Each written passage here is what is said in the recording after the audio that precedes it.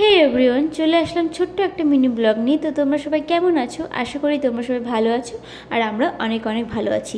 তো সকাল সকাল আমি আর বোন রেডি হয়ে কোথায় যেতে চলেছি তোমরা কি জানো? আমরা যেতে চলেছি, একটা অ্যালবাম শ্যুট আছে। তো এই অ্যালবাম শ্যুটটা আছে তোমার শান্তিনিকেতন আর তোমার ইলামবাজারের মাঝখানে।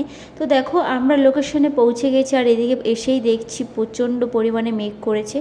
মেঘ করলেও ওয়েদারটা এত ভালো লাগছিল, খুবই সুন্দর, আর হাওয়াও দিচ্ছিল প্রচণ্ড। দেখো, আর আমি এদিকে রেডি হয়ে চলে এসেছি স্পটে। আমাদের ভিডিও শ্যুট শুরু হয়ে গেছে, আর ভিডিওটা তোমার ছাড়তে ছাড়তে অনেকটাই লেট হয়ে গেল। এটা তোমার 3-4 দিন হয়ে গেছে ভিডিওটা করা হয়েছিল।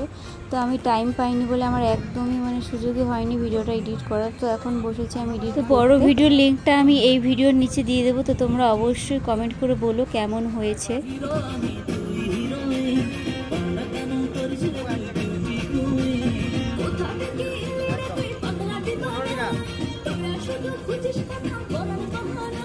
তো ওখানের ভিডিও শ্যুট কমপ্লিট হয়ে গেছে। তো আমরা এখন যাচ্ছি কালিকাপুর।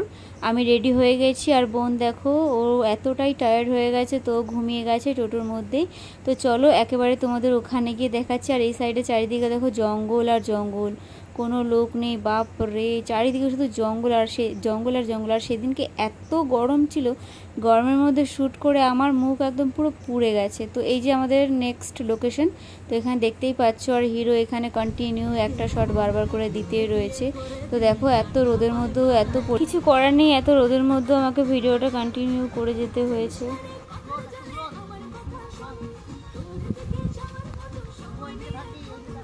তো দুপুরের খাবার টাইম হয়ে গেছিলো অনেক, আর এদিকে দেখো আমার মুখটা রোদে এতটাই পুড়ে গেছিলো, কি বলবো।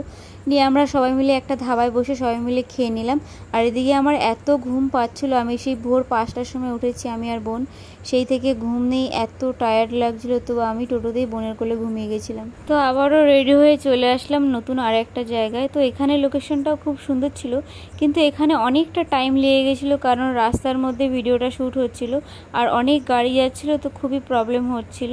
তো দেখো এখানে অবশেষে কন্টিনিউ ভিডিওটা কমপ্লিট হয়ে গেছে, শ্যুট কমপ্লিট হয়ে গেছে। তো এখন আমরা যাচ্ছি বাড়ি, আর বাড়ি আস্তে আস্তে প্রায় 7টা বেজে গেছিলো, কারণ বাড়ি অনেকটাই দূর ওখান থেকে। তো দেখা হবে নেক্সট অন্য কোনো ব্লগে।